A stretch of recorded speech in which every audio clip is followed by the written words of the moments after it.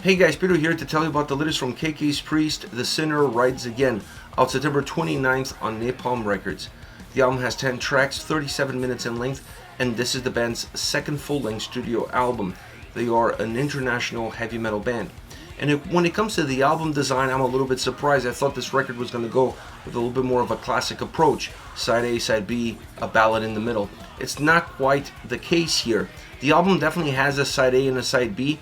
Both sides have similar intensity, similar sound, similar experience, but what changes from one to the other is how you get to that experience.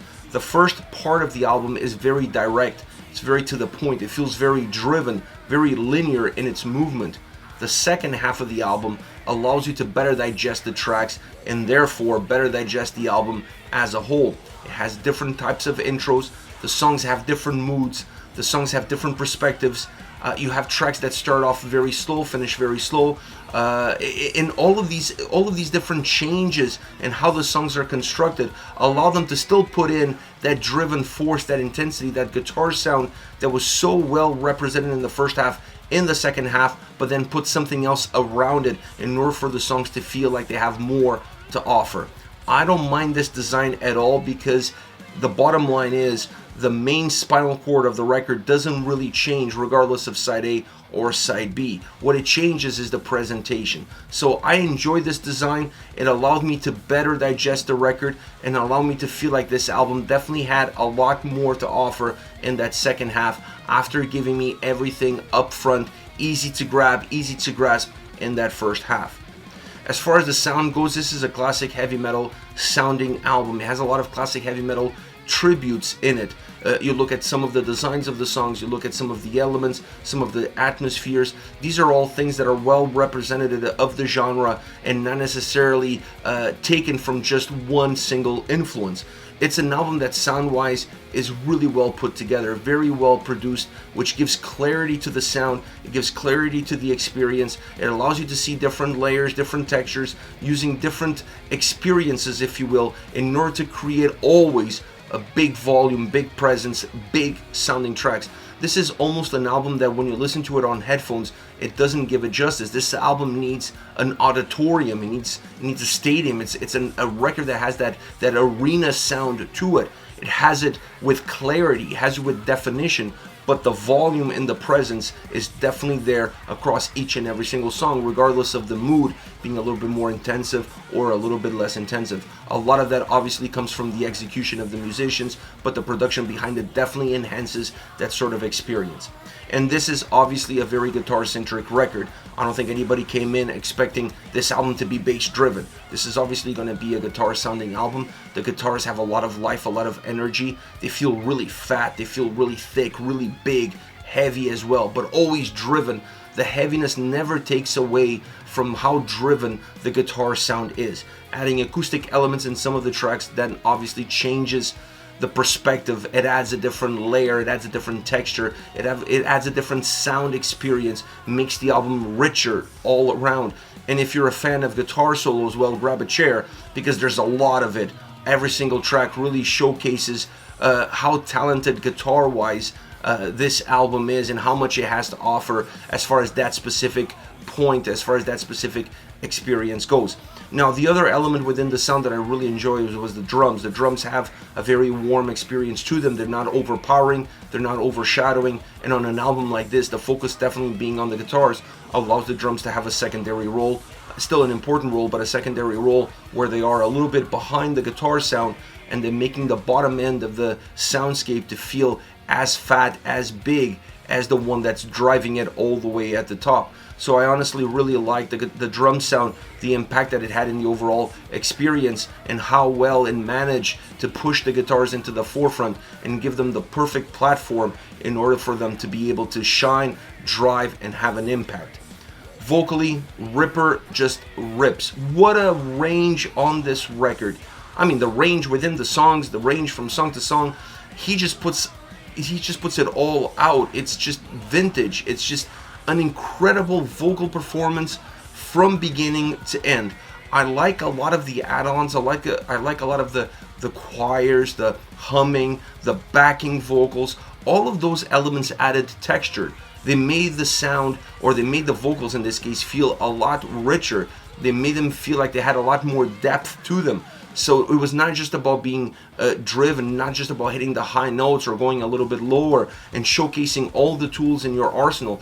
Adding those backing vocals, adding those choirs, those hummings, all of those add-ons to the vocal performance really creates a sense of depth. It allows you to just push forward, but knowing that you're not pushing forward with a very thin layer within it. It just has a little bit more to it. And for an album that musically feels really big, the vocals need to match it. So adding those pieces here and there in specific songs, in specific moments of songs, definitely adds to that big performance, to that big arena experience that this whole record has. And for the fans of the genre, this album will not disappoint. It's one of those very rare occasions where you could say, as a band, what song is going to be our single? All 10 of them could be singles.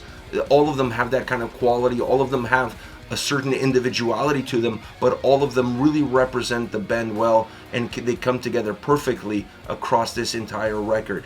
Now, as far as favorite tracks are concerned, I want to start off with Sons of Sentinel.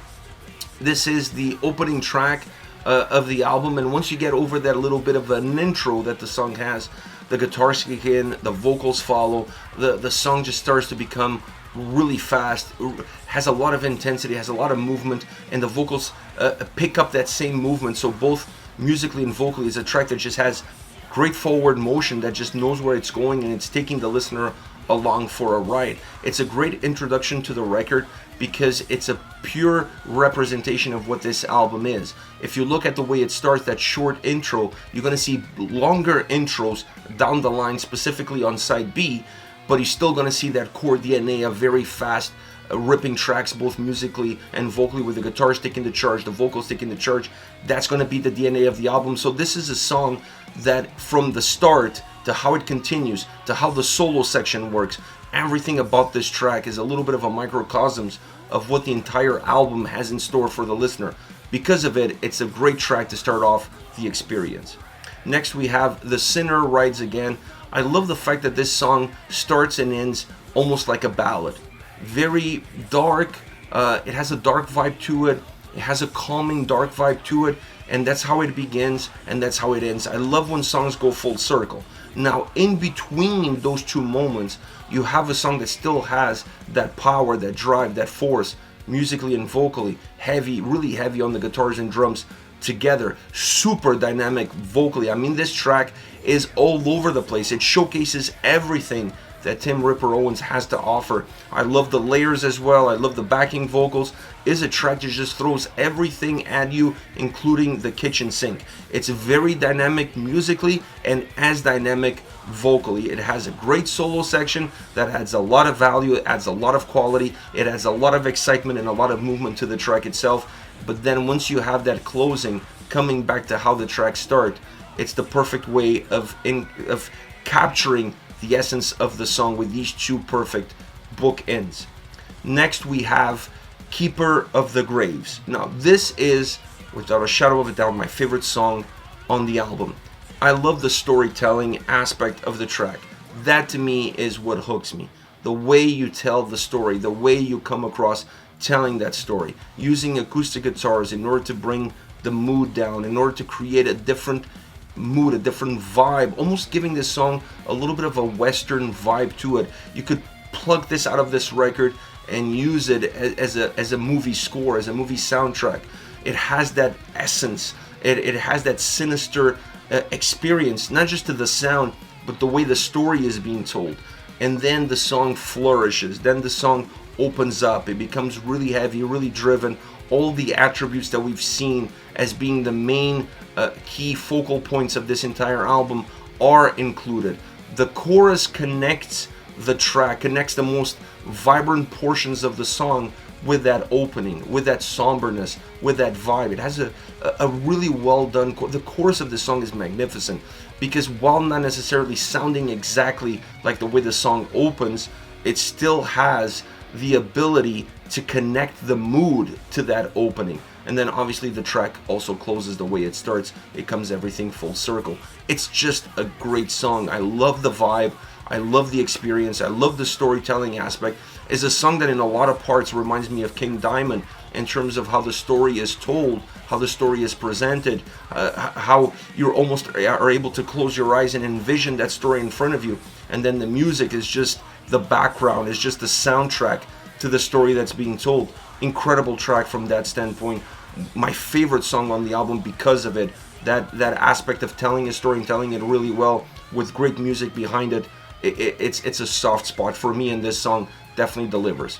This is it, KK's Priest, The Sinner Rides Again, out September 29th on Napalm Records. Let me know your thoughts on the band, on the singles. Use the comment section below. I'll be reading those and getting back to you. Take care, guys.